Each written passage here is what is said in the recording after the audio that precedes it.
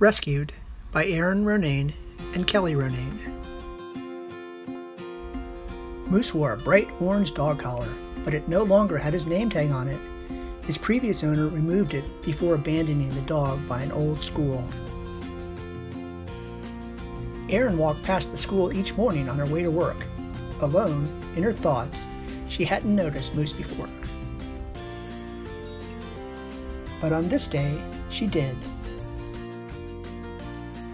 Erin tried to befriend the dog, but Moose growled at her. He was afraid of humans after having been abandoned by one. The frightened dog then turned and ran.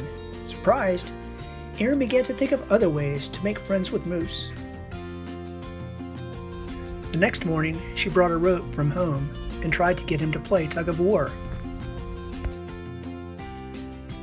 When that didn't work, she brought a ball from home and tried to get him to play fetch. And when that didn't work, she pretended to run away and tried to get him to play chase. When Moose resisted all of her attempts at play, Erin simply stood next to the big dog and told him what a good boy he was. She offered to share breakfast with him. The girl didn't demand anything from the dog. She just wanted to be there for him. With time, Moose's spirits brightened and he began to wag his tail. When Moose's tail began to wag, Erin smiled. Erin realized Moose had no owner, so she decided to take him home and make him part of her family.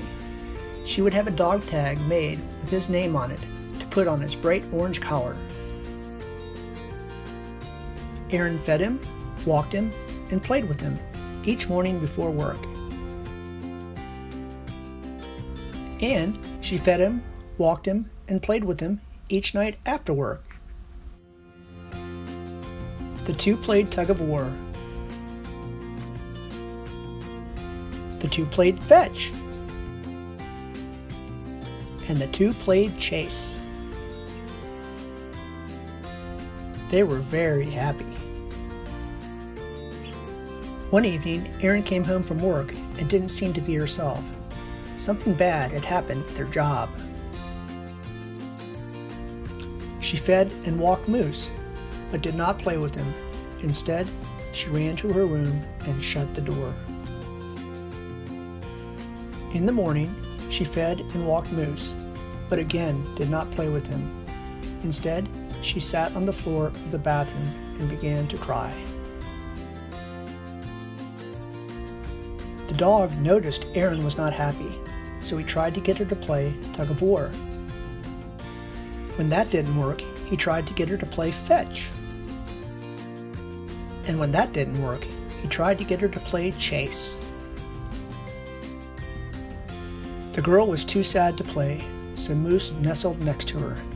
He looked up at her with his loving eyes, as if to tell her what a good girl she was, and he offered to share breakfast with her. The dog didn't demand anything from the girl. He just wanted to be there for her. With time, Erin's spirits brightened, and she began to smile.